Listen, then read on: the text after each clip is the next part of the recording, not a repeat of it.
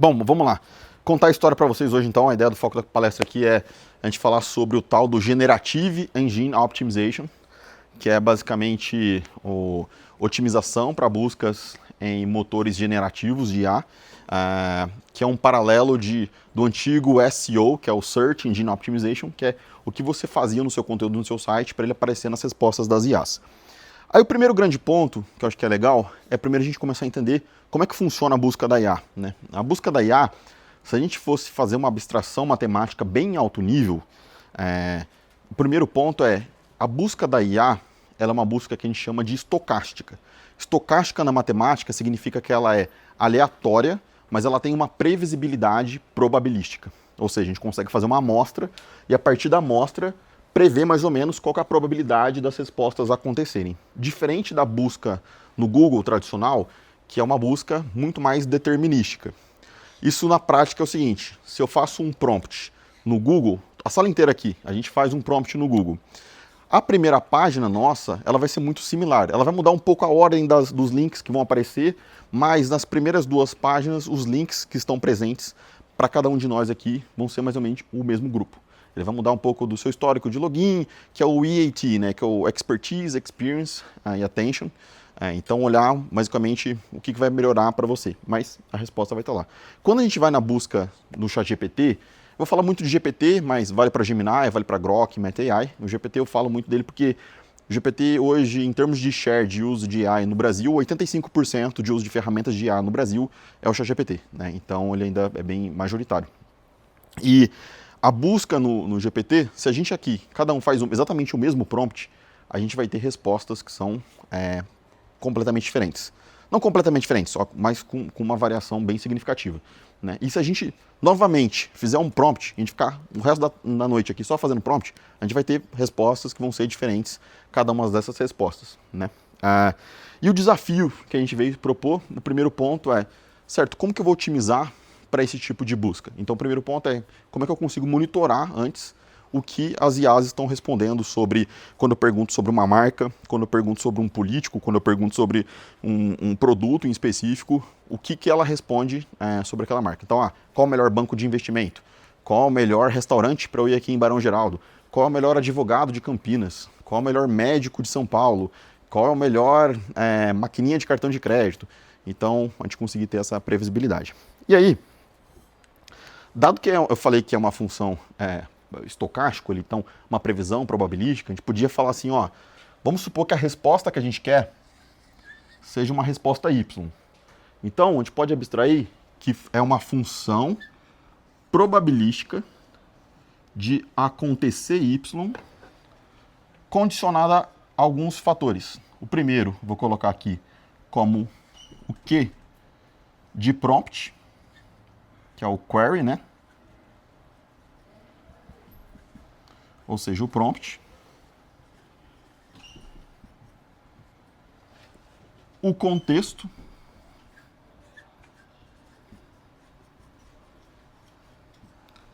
E parâmetros do modelo.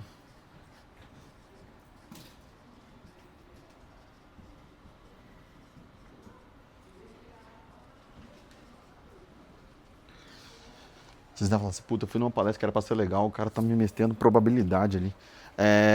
Então, primeiro o prompt. Então, o prompt é importante, ele vai definir o que vai ser o resultado dessa resposta. Depois, o contexto. O que é o contexto? O primeiro pilar de contexto é o seu histórico de chat com a interface de IA. Então, seja seu histórico de chat com GPT, com Gemini, ou com Grok, ou com a Meta AI. Se você não tem histórico de chat, ele vai olhar também outras metadados e variáveis. Ele vai olhar assim, qual é o idioma que você está perguntando? Ele vai olhar também qual que é o horário do dia que você está perguntando. Qual que é a época do ano que você está perguntando? Qual a localização onde você está perguntando? Tudo isso é levado em consideração como contexto, variáveis de contexto que vão ajudar a compor a resposta final.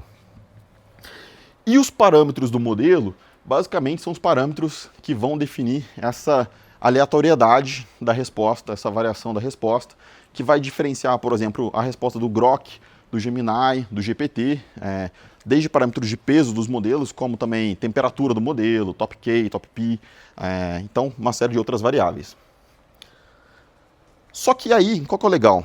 Como que acontece? Quando a gente pergunta pro GPT, Eu vou falar novamente, falando de GPT, mas vale para em outras reais. A primeira coisa que ele vai fazer quando a gente faz um prompt, então a gente fez um prompt aqui. O modelo, o LLM, ele vai perguntar o seguinte: isso aqui, ele é sensível em termos de recência? Ou seja, na prática, eu consigo responder isso com um conjunto de pré-treino meu ou não? Isso aqui não é sensível em termos de recência. Se ele consegue responder isso, eu pergunto para ele quem descobriu o Brasil. Até por enquanto a gente considera que é o Pedro Álvares Cabral, né? Então, ele vai fazer o seguinte: ele vai no conjunto de pré-treino dele.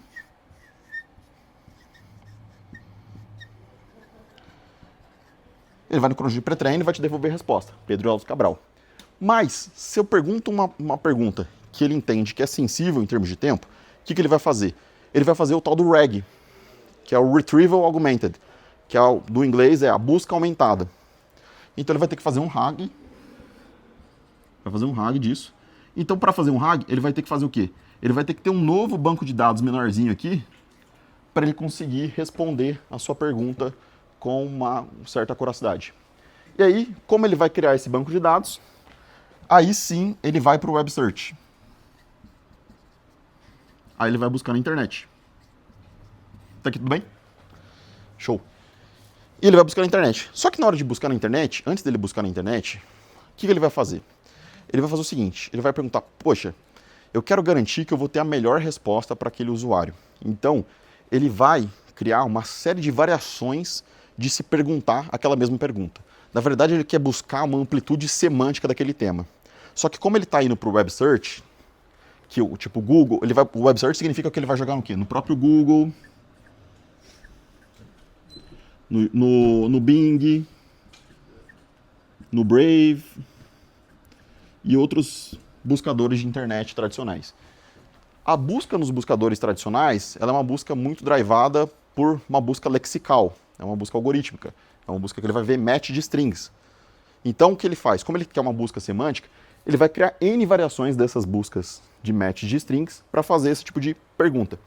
E ele vai criar o que a gente chama que são os query fanouts da pergunta. Então ele vai fazer o seguinte: aquele prompt inicial, ele vai transformar num prompt 1, 2, 3, 4, por aí vai. Dependendo da pergunta, ele pode ter até tipo 1000 variações da forma de perguntar aquele mesmo prompt inicial. E esses são os query fanouts. E aí o que ele vai fazer? Ele vai pegar cada um desses e vai jogar no Bing, no Brave, tal, e ele vai fazer essas N combinações. E aí ele vai começar a corrida de varrer. Uma pausa aqui. Aqui já dá pra gente ter uma ideia do quão caro é uma busca no ChatGPT versus uma busca no Google. Porque uma busca no Google, na prática, seria assim: esse prompt aqui, direto no Google, e aí vai fazer o processamento do Google, certo? Aqui a gente está falando, putz, aquele prompt inicial, ele virou 200 prompts que vão jogar nas combinações dos N buscadores de internet que ele vai começar a varrer. Beleza? Dúvidas até aqui? Não? Show de bola. Então, vamos lá. Aí,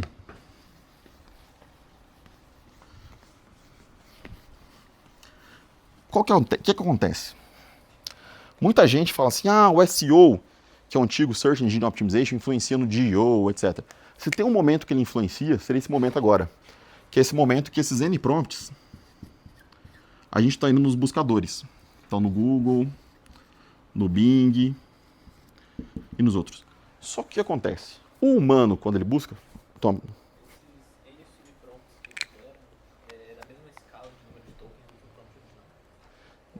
Não necessariamente. Não necessariamente. E uma coisa que é legal, eu vou falar mais pra frente também, muitas vezes ele faz em vários idiomas. Então, por exemplo, vocês já repararam que às vezes você pergunta no GPT, ele começa lá, ele começa searching, aí ele começa pesquisando em inglês, depois ele toma pro português? Fiquem ligados até a próxima etapa do vídeo, que eu vou contar esse segredo pra vocês, né? Tô brincando. Tentando brincar de youtuber aqui, né? Mas o que ele vai fazer?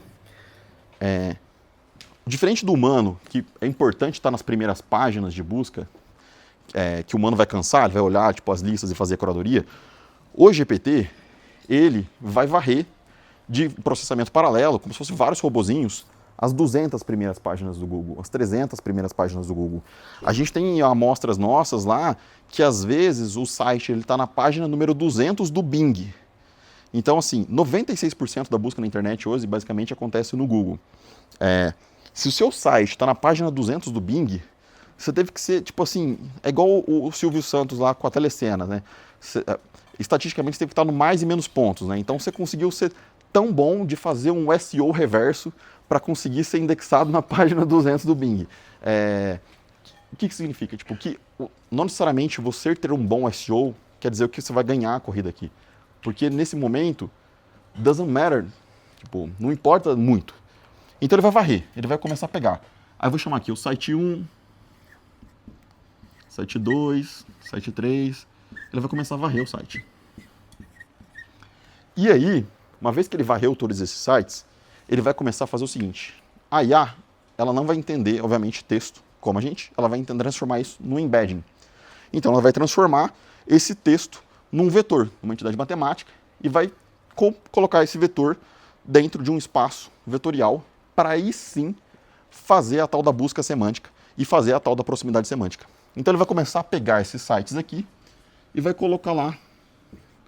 Eu vou abstrair aqui, a gente está falando na verdade num espaço vetorial que ele é num RN, RD, então ele assim é multidimensional, mas se a gente fosse abstrair em 2 dimensões, ele vai colocar primeiro o prompt lá e ele vai começar a popular com esses sites.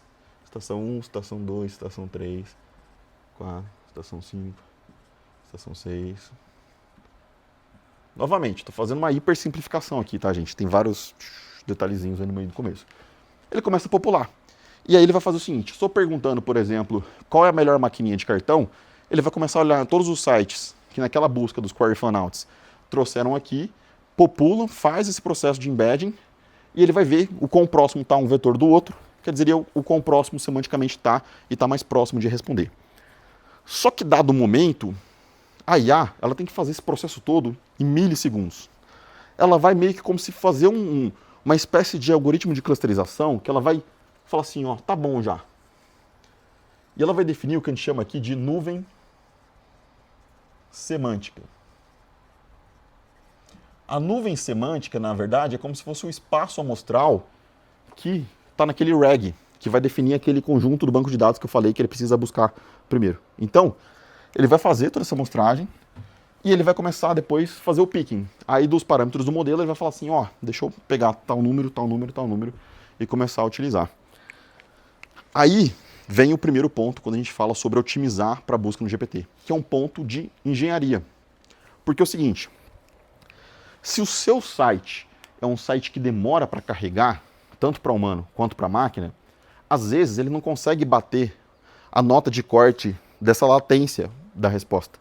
E às vezes o GPT, ele já vai definir essa nuvem semântica e o seu site nem carregou ainda, nem fez o embedding para ver se está próximo semanticamente ou não.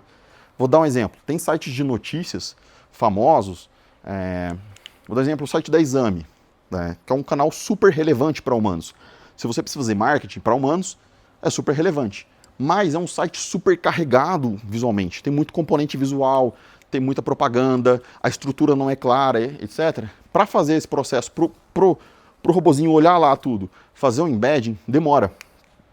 E aí, por isso, por exemplo, que o site da Exame, ele aparece pouquíssimas vezes como um dos sites que mais influenciam o ChatGPT. Um exemplo de site super otimizado e super simples. Vocês sabem que boa parte do conjunto de pré-treino do GPT foi a própria Wikipedia, né?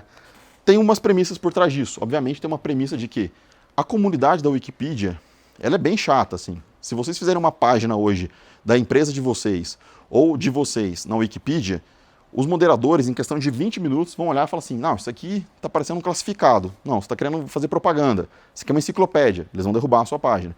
Então você tem meio que quase como se fosse um reinforcement learning daquela comunidade para dizer se o conteúdo é bom ou ruim. Só que também, pensando do ponto de vista de engenharia, o site da Wikipedia, na estrutura de wiki, ele é super otimizado. Ele é uma página estática, que você sabe o padrãozinho certinho, onde está o sitemap, você sabe certinho onde estão os HTML semânticos, você sabe o que é texto, o que é ponto, o que é contexto, etc, etc, etc. Então ele está super otimizado. Então, Wikipedia, ele sempre vai ser um grande vencedor e ele sempre consegue bater essa primeira fase, Então a primeira fase é engenharia. E aí vem a segunda fase. A segunda fase, que é o processo semântico, né? Até aqui tudo bem? Dúvidas? Não? Eu imagino que talvez nesses resultados de busca, esses sites como, por exemplo, a Exame, o embed já estaria calculado e ele estaria cacheado para cair direto naquela nuvem. Isso não... Acontece também, acontece. Ele pode estar cacheado, só que depende também do grau de dispersão semântica ou grau de volumes de um dado conteúdo. Se você está falando de um tema que tem pouco conteúdo sobre aquilo, provavelmente ele consegue, tipo, ele vai fazer deixar cacheado. Agora, se você falar assim, pô, é um tema hiper competitivo, tem muita dispersão e não está em caixa ainda, aí a representação é baixa. Como que a gente gerencia a janela de contexto de estudo? Oi? Como que a gente gerencia a janela de contexto de estudo? Isso teria que ser a janela de contexto dos modelos mais recentes ou, sei lá, quando a gente desce para 250K, 256, 128, a gente já começa a não conseguir fazer isso? Porque a gente imagina que a gente vai precisar de um espaço relevante. Legal, legal. Boa pergunta. Vou anotar as perguntas e eu respondo daqui a pouco. Mas basicamente assim, a gente tem um desafio aqui que é, acho que voltando, fazendo um parênteses, otimização. No estado da arte, não necessitaria existir a disciplina de SEO e GEO, porque no estado da arte a IA deveria ser super inteligente, ler todo o conteúdo do universo, importa se demora ou não demora para carregar e conseguir abstrair. Só que na prática, a gente tem uma limitação de infraestrutura absurda. Então, dá o exemplo, o projeto do Stargate, que era o projeto do governo americano, junto com a OpenAI, junto com a Oracle, junto com o SoftBank, que exatamente pouco mais de um ano atrás, a ideia era investir 500 bilhões de dólares para construir data centers. Na teoria, muito legal, animal. Só que na prática, um ano depois, o pessoal não conseguiu nem se decidir ainda quem vai ser o líder do projeto e o projeto não saiu do papel. Então, o ponto é que, num cenário de abundância de recursos, a gente não precisaria de toda essa disciplina. Mas, olhando na prática, ainda vai ter um long tail ainda de muito espaço para otimização. Voltando no contexto aqui.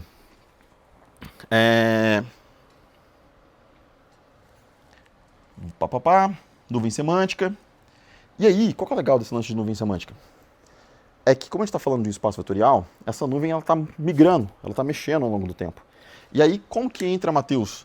Lembra aquela formulinha que eu falei no começo, que era do y, ele é em função de acontecer o y, em função do prompt, do contexto dos parâmetros do modelo? O contexto, ele entra como um embedding aqui nesse processo também. Então, ele é uma sub-região dessa nuvem semântica. Que é, por exemplo, vamos supor aqui que a gente quer... Como se chama? O Gustavo. O Gustavo está pesquisando assim, quais são os melhores restaurantes para ter um jantar em Barão Geraldo. Aí vamos supor que o Gustavo seja vegetariano. E o ChatGPT sabe no contexto que o Gustavo é vegetariano. Então ele vai fazer um embedding aqui do contexto do Gustavo e ele vai ter uma sub-região dessa nuvem maior, que é a sub-região que ele vai fazer a amostragem para compor a resposta do Gustavo. Né? E aí, então, tá aqui tudo bem? Mais dúvidas? Dúvidas? Não? Show? O peso desse contexto para definir a nuvem semântica, ele varia? Varia. Tipo assim, se eu não citar que eu sou vegetariano, mas ele sabe, tem um peso. Agora, se eu reforço que eu sou vegetariano, ele aumenta o peso desse contexto. Boa pergunta. Eu não sei a resposta, mas eu vou explicar agora um pouco do contexto disso. Ele varia, tem vezes que funciona, tem vezes que não funciona. Isso que é uma maluquice. Acho que... Qual que é a grande abordagem aqui que eu vou mostrar para vocês hoje, né? Basicamente, os modelos... Pode falar? Não, tá. Os modelos, é grande unanimidade que eles são como se fossem sistemas black box. E qual que é a abordagem que a gente fez aqui na Rank, em termos de abordar um sistema black box? A gente foi trazer, é que na engenharia existem várias maneiras que a gente já controla e influencia modelos black box, tipo de saber os pesos do modelos ou essas nuances de falar assim, cara, em que momento ele funciona ou não. A gente não tem a exaustão da previsibilidade analítica dos N cenários, do que acontece nos N cenários. Então o que a gente fez? A gente fez uma infraestrutura que é basicamente o seguinte. Imagina quando você vai fazer um sistema de controle de drone. Aí entra um pouco, eu estava comentando da pesquisa que eu fazia com drone. Você tem as entradas, então a gente cria uma série de monitoramentos das infinitas entradas, todas as janelas de contexto, todas as janelas de prompts possíveis. você tem um processo que está acontecendo nesse black box, você tem as saídas, e as saídas basicamente, e as entradas também são os conteúdos que a gente quer produzir, então são os conteúdos de todos da internet, junto com, obviamente, com o prompt, e as saídas são se o fato ele está tendo citação da sua marca ou não citação da sua marca. Você cria uma janela de transformação desse sinal num controlador e você começa a produzir conteúdos para tentar influenciar o resultado da saída. Então a gente faz uma abstração matemática que ela é diferente, por exemplo, da escola de SEO. Antigamente na escola de SEO, muitas empresas elas se baseavam nas heurísticas e nos hacks práticos. Por exemplo, fazer o word stuffing é um negócio que funciona. Fazer o hashtag hiperlink, backlink, etc. é uma coisa que funciona. Só que daí o Larry Page, um dia lá, chutava a quina da mesa e falava assim, opa, vou mudar esse negócio aqui. Aí mudava lá no código e aí você, de repente toda aquela heurística deixava de funcionar. Quando a gente faz uma abordagem aqui, e qual que é a similaridade disso de drones, né? E de, por exemplo, carros autônomos. Um carro autônomo da Waymo, por exemplo, um carro autônomo da Tesla, não é que ele exaustivamente, ele tem todos os cenários possíveis, como se fizesse um universo paralelo do planeta Terra e todos os cenários de acontece. Ele trabalha com justamente essa ideia de sistema de controle e com uma previsibilidade razoável do que ele acha que acontece lá. Então, uma abstração analítica. Então tem muito detalhezinho que é legal, e aí eu acho que é legal. Como você chama? Rafael. Por exemplo, a pergunta do Rafael, que é um pouco do que a gente vai contar, o que a gente quer lançar aqui hoje em parceria com a Unicamp. E aí o Matheus está aqui também, os nossos embaixadores aí nesse projeto. Que a gente quer lançar aqui com vocês, mas vou explicar mais a fundo daqui a pouco. Legal. Até aqui tudo bem? Aí o que acontece? Vocês já ouviram falar também no conceito de autoridade de domínio em SEO? Provavelmente, porque a ideia é falar assim, um site que ele tem mais autoridade ainda da coisa. Tipo, esse conceito de autoridade de domínio, vamos supor, se eu perguntar para vocês assim, qual que é um site, se eu quero saber quais são os melhores jogadores de futebol do mundo, qual site que vocês procurariam para responder?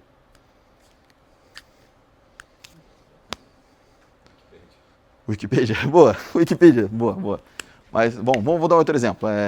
Sei lá, melhores restaurantes do mundo. Tipo, por exemplo, sei lá, tem um guia Michelin, por exemplo, guia Michelin. Guia Michelin a gente sabe que tem também uma curadoria, etc, e tem, teoricamente, autoridade de domínio. Então, teoricamente, se a IA é tão esperta, ela deveria dar um peso maior para esse tipo de coisa.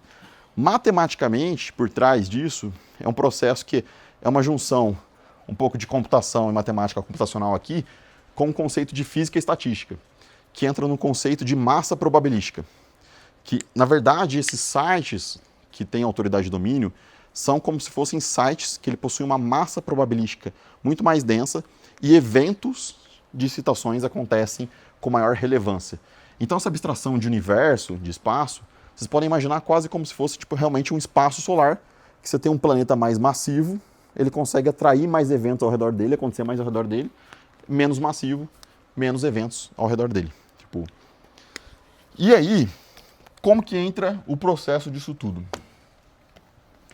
Tem uma maneira que eu gosto de explicar para a galera, contar um pouco de história, que é, você fala assim, poxa, a gente tem um case, por exemplo, de um cliente nosso, que é uma indústria farmacêutica, que ela é gigante, ela investe milhões e milhões em marketing para ser ranqueada no ChatGPT. Não, ChatGPT não, para ser ranqueada para humanos. Só que o ponto é que quando as pessoas perguntam no GPT quais são as melhores marcas de genéricos do Brasil, ela está muito mal ranqueada, muito mal ranqueada. E é um negócio que você não entende, fala assim, como assim, cara? Todo mundo conhece essa empresa, ela é top of mind, etc. Por quê? A empresa, ela se coloca num contexto de que ela não quer se posicionar como genérico. Ela quer se posicionar como uma empresa de medicamentos, de tal, mas não fala de genérico. Então, toda vez que alguém faz um prompt sobre genérico, o conteúdo dessa empresa, vou chamar aqui, ele está fora dessa nuvem semântica. E se ele está fora dessa nuvem semântica, ele vai ser invisível para a IA. Porque na hora de fazer o processo de compor o conjunto do RAG, ele não vai colocar esse tipo de amostra aqui. Então, mas eu falo assim, tá, beleza. Então qual que é o desafio de conteúdo? O desafio de conteúdo é como você consegue fazer um conteúdo que quando você faz esse processo de embedding, ele esteja o mais próximo possível dos centroides dessas nuvens semânticas, ou dos prompts, ou das sub-regiões de contextos dos seus usuários. E aí tem uma história que eu gosto de contar pra galera, que é a história da raiz quadrada. Vocês conhecem a história da raiz quadrada? Porque raiz quadrada chama raiz quadrada? Raiz quadrada começou na agricultura, na verdade, lá na Babilônia. Então o agricultor, ele estava lá assim, eu falo, ó, quero plantar é foda, né? Eu quero plantar um quadrado de 10 metros quadrados. Aí o que ele fazia?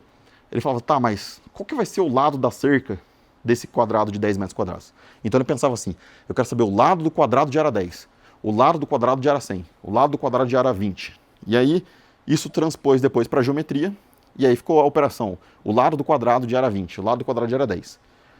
Quando foi para os árabes, e que eles foram também transpor isso para a álgebra, os árabes, ao invés de usar a ideia de lado do quadrado, eles pensaram assim, uma palavra que dizia qual que é a origem, o número que origina um quadrado de área 10, qual que é o número que origina um quadrado de área 20. Então eles foram usar uma palavra que... Alguém fala árabe aqui? Você talvez possa ajudar o nome da palavra. Mas era essa ideia, esse conceito. Quando depois foi para o latim, no latim, eles também usaram a mesma ideia semântica. Um número que origina alguma coisa. Só que a palavra que eles utilizaram era o radix. Radix significa a origem de alguma coisa. Só que depois, quando o pessoal mais para frente começou a estudar botânica, e aí o pessoal falou assim, o que é aquele negócio que origina a árvore? É a radiz. Radix, é a raiz, é a origem da árvore. E ficou essa coisa da raiz. E aí, quando veio o português, tem alguém em português aqui? Temos português? Daí, não vou fazer piada infame de português, mas... aí o português foi traduzir, aí ele foi traduzir como operação da raiz quadrada. Só que, pra gente, ser humano, quando a gente fala uma palavra, é muito mais palpável e abstraível, e utiliza bem menos token e bem menos esforço cognitivo, você pensar em algo material, um objeto. E quando a gente fala, por exemplo, raiz aqui, eu garanto que maior parte de todo mundo imagina uma raiz de planta, imagina um bonsai, imagina uma mandioca, imagina uma raiz. Agora, não aquela coisa, tipo, não faz a segunda derivada automática de raiz, a origem de alguma coisa, etc e tal, né? Qual que foi o custo disso? O custo que foi quando o português traduziu lá o lado do quadrado por raiz quadrada, ele colocou uma carga cognitiva para toda a civilização lusófona para aprender raiz quadrada, que talvez pra gente quando criança, se alguém falasse assim, qual que é o lado do quadrado de área 10? Aí você fala, então é um quadrado, então quer dizer que é o lado do quadrado de área 10. Talvez fosse muito mais intuitivo. Mas por que eu estou contando essa história da raiz quadrada para falar sobre busca no GPT e busca semântica? Porque se alguém fosse pesquisar raiz quadrada de 9, na escola de SEO da busca tradicional, que você tem um match lexical, um match de strings, você precisaria escrever raiz quadrada de 9 do outro lado. Só que quando a gente vai para esse contexto de busca semântica, ele vai olhar não só o raiz quadrada de 9, mas todo o contexto de intencionalidade, ele vai inferir qual que é a semântica por trás, não só de você estar pesquisando raiz quadrada, mas qual que é o seu histórico de chat, onde você está, qual que é o horário, qual que é o idioma que você está perguntando, tudo isso. E ele vai buscar isso no processo de embedding também. E ele vai buscar conteúdos que vão estar próximos semanticamente. E às vezes, na prática, isso significa que se alguém pesquisa raiz quadrada de 9, talvez um texto que não tem nem escrito raiz quadrada de 9, mas tem escrito o lado do quadrado 9, ele está mais próximo semanticamente do raiz quadrada de 9. Isso dá um nó na cabeça da gente. Porque a gente fala, poxa, então como é de desgrama eu vou conseguir otimizar esse tipo de coisa? A gente vai ter que contratar tipo, uma legião de linguistas para ficar fazendo a raiz quadrada e descobrir a origem de cada palavra? Obviamente não. A gente pode criar mecanismos de colocar a IA para produzir conteúdo para a própria IA e fazer um pouco desse processo inverso, que é um negócio que vai doer. Tem alguém da pós aqui, em matemática? Ou computação? Posso? Não? Legal. Você faz... Pós na computação. Computação. Qual é o tema da sua pós? IA explicado. Legal. Então eu vou falar uma coisa que... Como você chama, amigo? Eduardo vai falar assim, tampa o ouvido, Eduardo. É tipo, o embedding inverso. Não existe isso, tá, gente? Porque o embedding ele é uma função que não é objetora, então né, você não consegue voltar o embedding. Mas, na prática, assim, você cria um decoder. Como é que você cria um decoder que vai fazer uma geração de texto que quando você fizer um embedding, você consiga estar próximo aqui? Então, esse é um pouco do desafio. Só que o que acontece? O mato está muito alto hoje, muito alto. Então, assim, hoje, com os esforços de SEO antigos, você consegue ranquear as pessoas ainda nas buscas das IAs. Porque tem muita gente nem olhando para isso direito. Mas a partir do momento que a gente vai para um cenário de hipercompetitividade nesse mercado de GEO, aí sim você vai ter que começar a criar estruturas muito precisas em termos de engenharia, em termos de AI, para jogar no marketing. Tá aqui tudo bem? Show?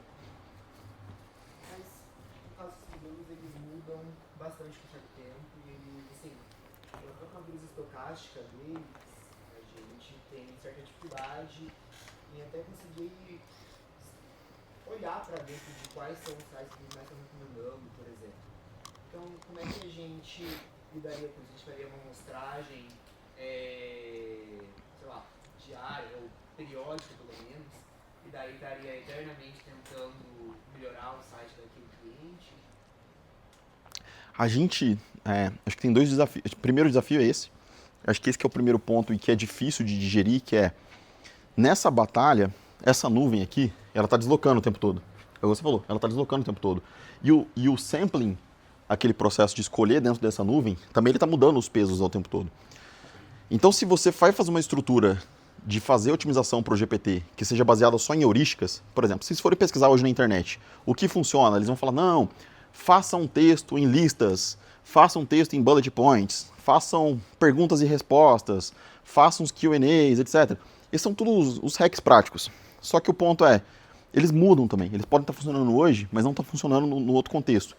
Então você cria um mecanismo de olhar essas mudanças muito rápidas e criar um mecanismo de geração de conteúdo que seja quase custo zero para ti, para iterar e fazer o tuning, que é meio que paralelo no lance do sistema de controle do drone. Tá batendo um vento, e um vento tá vindo de uma direção ou de uma força que você não tinha previsto no seu modelo ainda. Então quer dizer que, putz, se acontecer isso, seu drone vai fatalmente fazer o crash? Não. Você cria todo um mecanismo de sensores que vão ajustar os inputs de controle muito rápido para ajustarem nesse novo contexto. Acho que a dinâmica de se trabalhar, então, em termos de otimização, de GO, ela começa a olhar muito para essa agenda. E muito para essa agenda tem outro desafio. Quando a gente pensa em LLM, a OpenAI, a grande aposta dela é a aposta de que a gente vai chegar na AGI.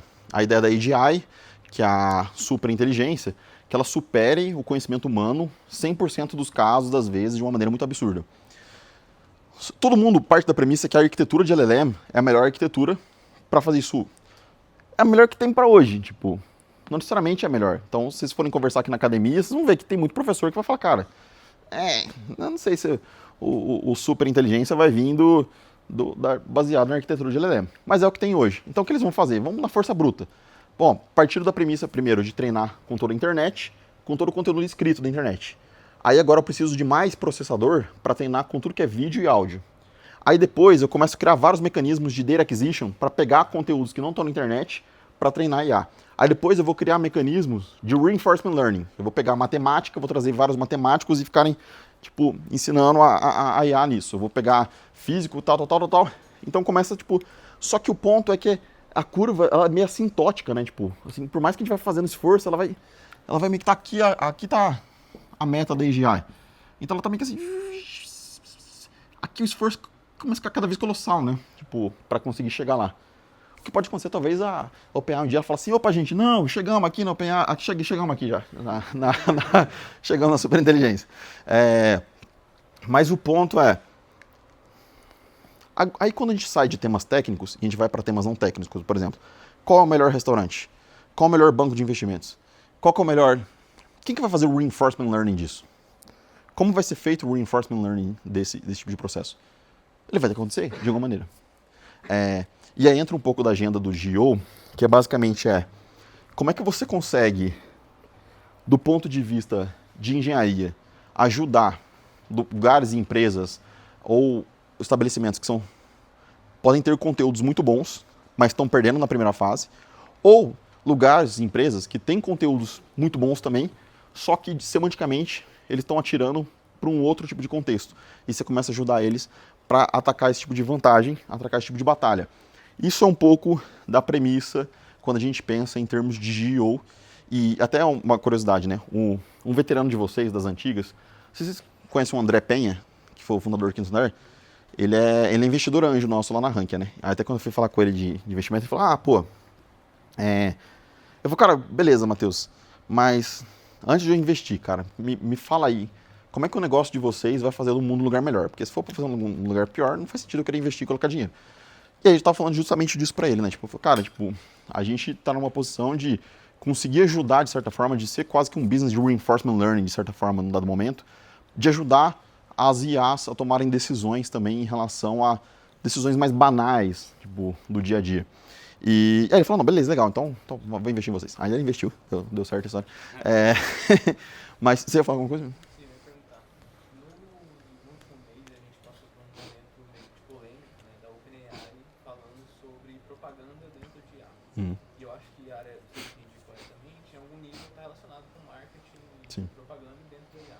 Como é que você acha que essa área vai responder com esse novo tipo de direção, né, que a OpenAI está aparentemente seguindo, que seriam propagandas explícitas, né, dentro Sim. do modelo? Vocês viram até as propagandas da Anthropic lá no... Muito legais, né? Cara, basicamente, então a pergunta dele foi sobre como que o GO conversa com propaganda nas IAs e esse tipo de coisa. A gente está num paradigma muito desafiador agora, que é o seguinte, a gente tem uma tecnologia que é animal, muito foda, que gera valor. Só que em termos de tecnologias de negócio, a gente não evoluiu muito na forma de capturar valor em termos de negócio. Em geral, assim, os negócios são assim, você coloca porco de um lado, sai a linguiça do outro, você vende a linguiça e você ganha dinheiro na linguiça. Aí, quando você pensa em termos de... Quando você tem baita audiência, a galera fala, é propaganda. Porque é uma maneira que a gente sabe de ganhar dinheiro hoje é um estilo de propaganda. Só que, enquanto a gente não evolui em termos de captura de negócio, a galera tenta forçar um pouco da barra, porque tem todo um contexto assim, de investidor pressionando. É diferente do Google, por exemplo, que você tem um gerador de caixa animal e consegue queimar caixa para desenvolver a IA. Só que as pessoas confiam no ChatGPT para N coisas. Tipo, tem um dos ex-sócios meus de outro negócio, o Wilger, que é bolsista também da Fundação Estudar e é ex da Unicamp, ele saiu para montar um negócio, por exemplo, que era tipo um cabaré virtual, assim, que era basicamente das namoradas de IAs. Ele me Oi? chamou pra trabalhar com ele. Ele chamou você para trabalhar com ele? Você não quis ser um cafetão das IAs lá? Não, é brother meu, tipo, brotherzaço. Mas um baita mercado, tipo, mas o ponto então eu digo assim, as pessoas usam IA desde como namorado, namorada, como conselheiro amoroso, como coach, como nutricionista, como médico, como etc, como um monte de coisa. A partir do momento que você coloca propaganda, você trai muito essa confiança. Porque a pessoa vai falar assim, não, peraí, então você tá me oferecendo isso aqui, porque você tá pagando pra oferecer isso. Tem um episódio do Black Mirror da última temporada que é sensacional, assim, que fala disso também. E aí o que acontece? A corrida das IAs hoje é como se fosse uma corrida de bicicleta, assim. Você tem um ciclismo lá. Então, você já viram corrida de bicicleta? Que você tem um cara que está liderando o bloquinho lá, que é o cara que está quebrando o vento.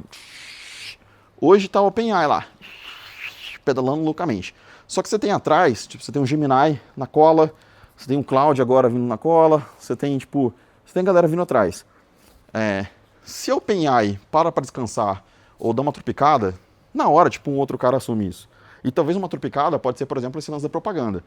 Nem lance da propaganda, né? Essa semana aconteceu agora, tipo, a questão da venda pro Pentágono, né? Tipo, então, basicamente, o Cloud falou assim, eu não quero que minha tecnologia seja usada para fazer bomba, para tomar decisão se vai dominar um drone de arma, etc. Bateu o pé.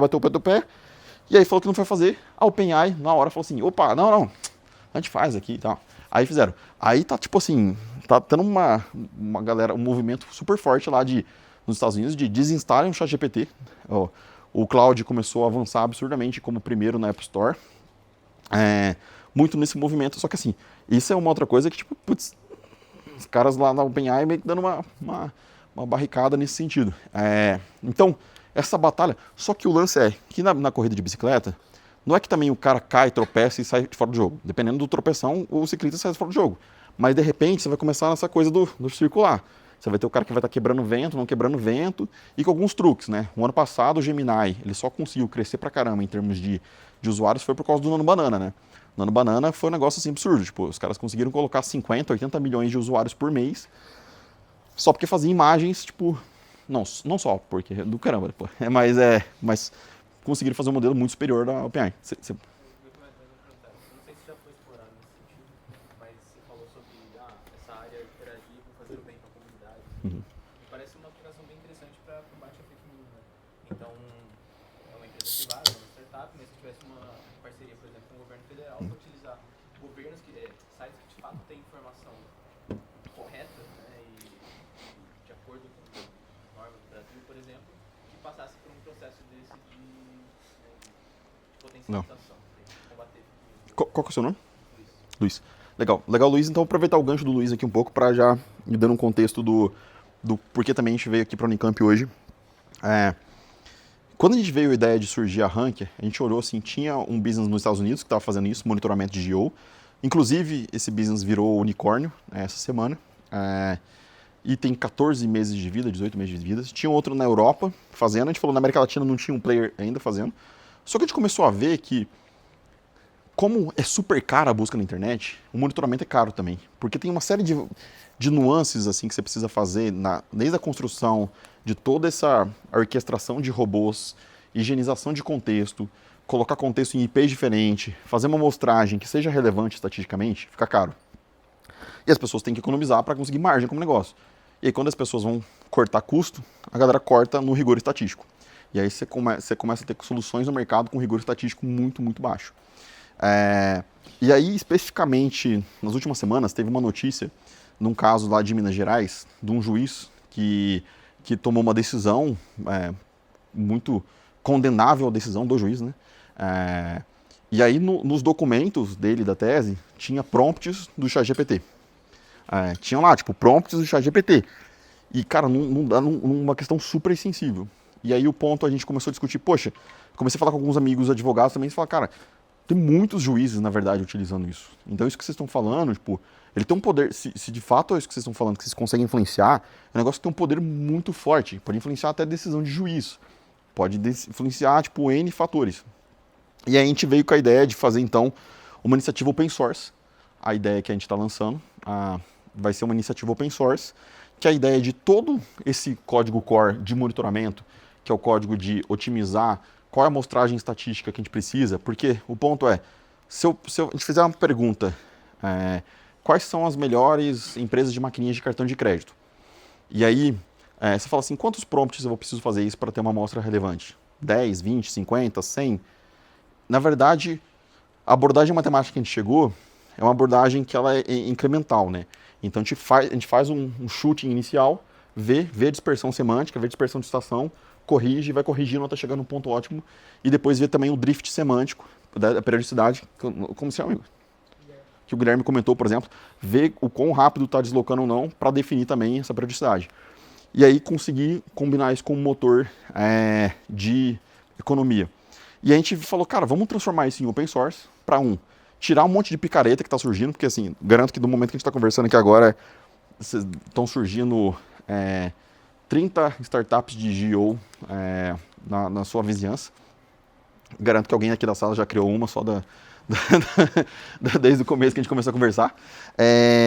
Só que tem muita gente vendendo picaretagem estatística. Tipo, e mais que isso, a gente falou, imagina o quão, por exemplo, para políticas públicas, governo, vou fazer uma política de saúde pública, vou fazer uma pesquisa acadêmica, como é que a gente consegue democratizar isso? E aí a gente veio a ideia, até a gente está falando com o professor Anderson Rocha, do Recode AI, para fazer uma parceria no sentido de, a gente vai financiar algumas bolsas de iniciação científica, potencialmente mestrado e doutorado também, e pós-doc, para justamente focar nesse trabalho de construir um banco de dados público, universal, de todos esses dados de prompts e metadados, e não só isso também de esse algoritmo de amostragem ser super otimizado. Qual que é o legal disso? Cara, porque ele tem infinitas aplicações, a gente torna um mercado que é uma coisa super sensível, muito mais democrática e muito mais efetiva de ter entregas melhores para a sociedade em N aspectos, desde de academia, desde quando a gente fala de políticas públicas e construções de negócio, e também para oportunidade, por exemplo, de devs que queiram, de repente, fazer negócios de GO específicos e construir esse tipo de coisa, ter acesso a uma barreira de entrada que seja muito menor em termos de custos e conseguir criar certas soluções. Por quê? Você não necessariamente precisa fazer uma solução de GO para revender como SaaS. Você pode, de repente, ver uma oportunidade de que, poxa, mercado de brinquedos. Caramba, o mercado de brinquedos está muito disperso, etc e tal. Caramba, e se eu criar, na verdade, um motor que é especializado em ranquear a nuvem semântica de brinquedos e eu começar eu vender brinquedo, ao invés de eu ir lá bater na porta de uma empresa de brinquedo e vender. Então, é uma lógica de negócios que ela fica um pouco diferente. E às vezes você consegue capturar muito mais valor fazendo esse tipo de coisa do que necessariamente querendo ir bater num tipo de negócio de SaaS.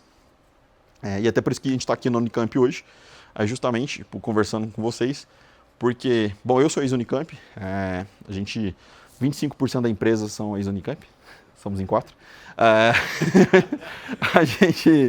A gente quer investir muito nesse sentido de trazer gente boa. Acho que investir nesse tipo de soluções e investir nesse tipo de bolsa, então vocês estão no mestrado, doutorado ou na graduação, queiram fazer em C nesse tipo de iniciativa, a gente quer muito criar essa comunidade, criar um chapter aqui na Unicamp focado nesse tipo de solução, mas não só isso, eu estava conversando com um amigo meu lá de Princeton também, que a gente vai começar a fazer lá, então fazer em várias universidades. Justamente, eu acho que o ponto tem muita assimetria de informação entre a gente que está nessa bolha de tech aqui versus pessoas que estão fora dessa bolha de tech. E mais do que nunca, assim, a gente está num momento que a gente que é de tech tem uma oportunidade de fazer muitas coisas que vão realmente ajudar a sociedade para um lugar melhor e ganhar muito dinheiro fazendo isso. Então, assim, a onda das IAs que a gente fala muito, ela de fato existe. E vocês devem ver, talvez, no LinkedIn, em outros lugares, várias vezes, fiz um SaaS aqui, 3 meses, $10 milhões de ARR, fiz não sei o que, tipo, de fato, está acontecendo esse tipo de coisa. E a gente que está no começo... Quem está no começo da graduação aqui? Legal. De computação, né? Vocês estão em computação. Basicamente, assim, hoje o Cloud Code, ele... esse negócio é desgramado demais. É muito bom. Só que, obviamente, não é todo mundo que sabe usar. Tipo, vou dar um exemplo. A gente fez uns bootcamps de AI lá na outra empresa e a gente usava, tipo, o Cloud Code com o pessoal. Tal. A gente pegou pessoas não técnicas para, tipo, utilizar e implementar soluções técnicas. E aí era aquela coisa do prompt, né? Tipo, a gente falava, ó, gente, o prompt tem que ser assim, assado, a gente tem que dar o contorno, as dicas, etc. E aí, a gente estava em quinto, a gente fez 5 sessões. Na quinta sessão, chegou um das pessoas lá no time. E aí a gente estava usando ainda conta gratuita ainda, tipo, o primeiro que tinha poucos créditos. Nos primeiros 15 minutos de aula, o cara já, tipo, estourou todos os créditos. Eu falei, mas cara, como que você estourou? Tipo, a gente tá com a galera aqui, tá em 5 aulas diferentes e até agora não estourou, ainda tem crédito para sobrar. Aí eu falei, deixa eu ver aí. Aí eu entrei lá. Aí tava assim, dava um erro, ele falava assim, resolva, corrija, resolva, corrija, resolva, corrija, resolva, corrija, resolva. Aí ele usou todos os créditos dele no resolva, corrija, resolva, corrija, resolva, corrija. Só que parece meio besta que eu tô falando. Mas a grande maioria da galera, tipo, faz, tipo, esse tipo de coisa, né? Até essa semana eu tava conversando com uns amigos sobre não sei se vocês já ouviram falar do Lost in Conversation, que é um efeito de conversas em multiturno, por exemplo, com uma IA. Esse é um gargalo, tipo, que não foi resolvido ainda. Aí agora em fevereiro, uma galera da China lá, tipo, uns pesquisadores, começaram a descobrir um pouco de por que acontece isso, que é basicamente assim, se você faz um prompt para um ChatGPT, para o Gemini, qualquer outra LLM, e você começa a fazer perguntas em seguida, tipo, principalmente em processos de geração de imagem, de conteúdo, tipo de coisa, ele entra numa espiral negativa que só piora, tipo, a qualidade degenera em 30% a cada iteração, mais ou menos. É absurdo, assim, tipo, pá. Só que, obviamente, todo mundo gosta de bater boca com o GPT, né? Daí fica todo mundo frustrado, pô, eu pedi pra ele fazer uma imagem de aniversário aqui da minha sobrinha com a princesa Elsa, e agora minha sobrinha tá parecendo, sei lá, tipo, uma coisa completamente diferente, não sei o quê. Não, de fato, isso é uma falha no processo, só que esse tipo de informação besta, assim, muda muito o quão você consegue usar a IA para, tipo, realmente ajudar a acelerar esse tipo de coisa. Então, primeiro ponto, eu queria falar um pouco disso. E aí, dos embeddings, do search. Por enquanto, alguma dúvida, gente? Alguma dúvida mais? Alguma dúvida? Qual que é o pulo do gato aqui, então, que a gente fala em termos de ranking, né? Que é como que você consegue criar uma infraestrutura que é de criar esses tipos de decoders que, a partir de um treino, do tom e conversa do que as empresas têm, criar esse processo de que você faz um embedding reverso, que não existe, só talvez no Stranger Things, da Netflix, fazer esse processo inverso para quando você fizer aqui, você vai ter bem próximo da nuvem semântica, e mais do que isso, influenciar esse drift semântico. Aí, eu queria que vocês pegassem tudo no celular e pesquisassem quais são as melhores empresas de maquininhas de cartão no Brasil? ChatGPT. No ChatGPT, todo mundo no ChatGPT. Quais são as melhores empresas de maquininhas de cartão no Brasil?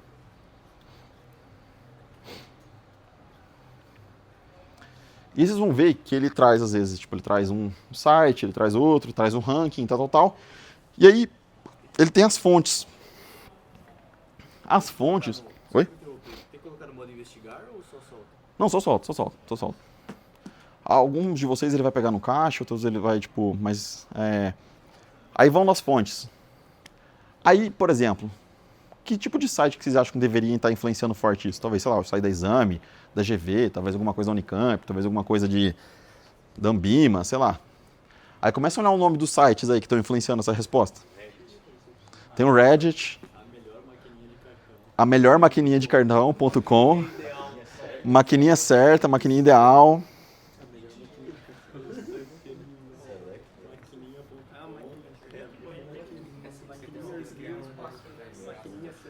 Maquininhacerta.com. É um site que chega a ser engraçado, né? Esse da melhor maquininha de cartão. São uns emojizinhos e... Exato. Trabalho, né? De UI. A melhor maquininha de cartão.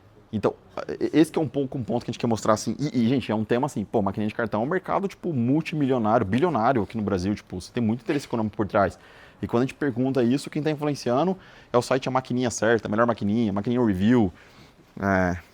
Talvez, obviamente, tenha uma série de guias Michelin de maquininhas que a gente não sabia desse universo, mas o ponto é como é que a gente consegue... acho que existem grandes oportunidades nesse sentido, e como é que a gente consegue trabalhar para fazer meio que esse reinforcement learning e fazer tipo, meio que se pavimentando essa comunidade de tanto da infraestrutura para ter uma amostragem com relevância estatística, mas mais do que isso, acho que para a gente, todos aqui que somos estudantes da Unicamp, como é que a gente consegue começar a criar negócios e aproveitar essa janela? E essa janela, tipo, ela é absurda. O Brasil é o terceiro maior país do mundo em termos de usuários do ChatGPT. Dados de 4 meses atrás, são 50 milhões de usuários ativos mensais. Dados de 4 meses atrás, são 147 milhões de prompts diários no ChatGPT só no Brasil. É muita coisa, é muita coisa. Então você tem uma audiência que é enorme, pouco explorada, e você consegue montar negócios que são de custo de aquisição quase que beirando a zero. Então é uma oportunidade monstruosa. A intenção seria gerar dados sintéticos para influenciar nessa nuvem semântica. Seria analisar a nuvem semântica. Ou gerar... Não gerar dados sintéticos, a gente não está falando de ficar spameando a internet com um monte de porcaria de maquininha review, maquininha certa, essas coisas. Na verdade, assim, uma coisa... Puta, talvez eu vou fazer uma referência aqui que eu acho que eu sou a pessoa mais velha da sala. Caraca, sou a pessoa mais velha da sala. Lá em Pouso Alegre, no sul de Minas, quando chegava na 5ª série, o professor de história falava assim, você tem que fazer uma pesquisa sobre o Egito Antigo. Aí a gente ia lá na Biblioteca Municipal de Pouso Alegre, chegava lá, daí tinha, por exemplo, uma banquetinha assim, aí tinha um monte de livro atrás, a gente chegava lá pro bibliotecário e falava assim, eu preciso fazer uma pesquisa sobre o Egito Antigo. Ele falou, não diga mais nada, deixa comigo, vou lá buscar os livros. O primeiro livro que ele buscava era um negócio que chama Barça. Vocês sabem o que é Barça? Fabiano não sabia que era Barça. Fabiano tem 30 anos, não sabia que era Barça. É a Enciclopédia Barça. E que é basicamente qual paralelo do quê? A Wikipedia impressa, né? E aí depois ele pegava mais outros livros também, que você não ia fazer um trabalho só com o recorte da Barça. Aí a gente pegava, deixava o RG lá, pegava todos os livros, ia na loja de Xerox lá do outro lado na esquina, tirava os Xerox, voltava, e aí depois a gente ia fazer, tipo, numa folha sulfite, a gente recortava as coisas e fazia citações igual o GPT, assim, tipo, e fazia citações. Qual que é o ponto do paralelo disso? O modelo de LLM, aqui na prática ele está fazendo quase como se fosse um mini RAG, né? Ele tem um conjunto de dados, que são as prateleiras que estão todas atrás, e ele vai buscar o conteúdo que ele tem disponível hoje sobre aquilo. Se perguntasse, por exemplo, sobre o Egito Antigo, para o bibliotecário, e ele fosse olhar, e de repente tinha lá um capa do CDD Ochan, que estava lá. Essa é a mistura do Brasil com o Egito. Ele ia olhar e falar assim, esse aqui é o mais perto que eu tenho sobre o Egito. Então, se você quiser também, então aqui, ó, o sobre o Egito Antigo, para você olhar também e produzir no seu projeto. Não chega a esse tipo de absurdo, Mas dependendo da pergunta que vocês fizerem no GPT, vai ter esse tipo de absurdo de resposta. Só que a diferença é que o GPT, essa biblioteca, ela tá trocando de livro o tempo todo. Tá chegando livro o tempo todo. E ela tá crescendo, tá ficando enorme em termos de livros. E aí o ponto é, se o seu livro tem letras grandes, garrafais, fáceis de entender, estão muito claras assim, aqui tem o melhor conteúdo para trabalho de história da 5ª série sobre o Egito Antigo. Aí o cara fala assim, é esse que eu tô precisando, porque é esse que tá me perdendo. E ele vai lá começar a buscar. Acho que o trabalho aqui, mais do que, ao invés de fazer dados sintéticos, é assim, como é que você consegue ajudar, tipo, as editoras dos livros a, tipo, transformarem os conteúdos que já existem, que são bons, em mais palatáveis e mais de rápido acesso para esse tipo de contexto. Acho que a dinâmica é muito mais sobre essa do que construir infinitos dados sintéticos sobre maquininha review, maquininha certa, maquininha.com, melhor maquininha para você, melhor maquininha para MEI, melhor maquininha para CNPJ, então, do que fazer esse tipo de contexto. Essa tentativa de a gente alterar o nosso próprio site para que ele se torne mais relevante e guiar ele na direção do central de data alguns pontos, como é que a gente pode impedir que o meu site acabe se desvirtuando? Porque às vezes eu estava vendendo um caso, por exemplo, remédios específicos e eu estou sem querer, de repente meu site está querendo vender remédio genérico e eu estou correndo atrás de mim para remédio genérico ou tem remédio genérico. O que eu posso, o que a gente poderia fazer em relação a isso? Legal. Acho que a primeira forma de pensar assim, existem 2 audiências agora. Você tem a audiência humana para fazer marketing e você tem a audiência que são 30 bilhões de robôs que varrem a internet diariamente. Que agora deve ser mais de 30 bilhões. Esse aqui foi um guess estimating. Mas como você produz conteúdo, tipo, para as 2 audiências, mas o ponto não é que você vai inventar um conteúdo de uma coisa que você não faz para esse outro cara. Talvez assim, talvez você já seja uma empresa que faz remédio genérico, só que você acha que fica pro humano uma conotação ruim a questão do remédio genérico. Só que no final do dia, quando o humano chega na beira da farmácia e ele pergunta assim, o farmacêutico fala, sabia que tem um remédio genérico desse que você quer? Tem. Tem a opção A, B, C e D. Aí o que ele faz? Ele joga no GPT e fala assim, remédios genéricos. Quais são os melhores remédios genéricos? Por mais que sua empresa, tipo, não seja uma empresa de fato de remédio genérico, mas não quer se posicionar porque ela acha que genérico tem uma conotação ruim, ela tá perdendo a venda ali na hora. Porque o humano tá pesquisando um remédio genérico, por mais que ela não queira se posicionar. E tá tudo bem, tipo, ela pode ter as 2 estratégias, ela pode continuar falando para humanos, zero falar sobre genéricos, mas falando para, tipo, robôs, garantindo que quando alguém pesquise sobre genéricos, de fato é o que ela quer. Eu dei um exemplo, uma outra empresa que procurou a gente era uma agência de influenciadores. E aí eles falaram, a gente não gosta de ser considerado uma agência de influenciadores. Aí eu falei, tá, mas como é que vocês se posicionam? Não, somos uma empresa que conecta pessoas com missões na transformação, de impactar a mudança, a mensagem, para a mensagem chegar na pessoa certa, na hora certa e tal, não sei o quê. Eu falei, caraca, quando você vai pesquisar o que vocês fazem na internet? Você pesquisa isso? Pesquisa uma empresa que conecta missão, pessoas transformadoras, da voz, da palavra certa, lugar certo. Não, você põe um desgrama de uma agência de influenciadores. Quais são os melhores agentes de influenciadores? Então, assim, acho que esse é um pouco do debate. O tema, eu fui super na superfície, super alto nível aqui em termos de abstração. Tem muita coisa legal que a gente dá pra gente construir. Eu tô conversando com o Matheus aqui, a ideia de fazer esse chapter aqui na Unicamp de estudos sobre GEO como um todo. Tem N blocos de, assim, a gente pode se aprofundar sobre esse lance do embedding, a gente pode se aprofundar sobre o lance de que momento que ele coloca link, não coloca link, que momento, como fazer essa amostragem, ou como influenciar dados temas, ou comportamentos diferentes. Acho que é justamente assim, um espaço muito grande de oportunidades e um espaço muito grande de se criar negócios também, tipo, rápidos e eu acho que mais do que nunca a gente está na faculdade agora, eu tô parecendo o Didi Mocó, né, quando os velhos de criança lá falam assim, tô querendo me sentir novo, pô, eu também tô na faculdade, não, eu não tô na faculdade mais, mas quem sabe no futuro. A gente tem oportunidade de criar soluções muito rápidas e distribuir essas soluções muito rápidas. E eu acho que mais do que pensar numa ideia de carreira, tipo, putz, a gente tem que ir trabalhar para um lugar, etc., a gente consegue pensar numa carreira muito, tipo, de quase que dentro dessa sala aqui, a gente tem 40 pessoas, 50 pessoas, a gente ter 40, 50 meio que empresas, tipo, que vão faturar alguns milhões, só que de uma pessoa só. Tipo, parece meio maluco o que eu tô falando. Mas é um pouco da profecia que a galera, tipo, tem falado muito no Vale do Silício, era do lance do $1 billion person.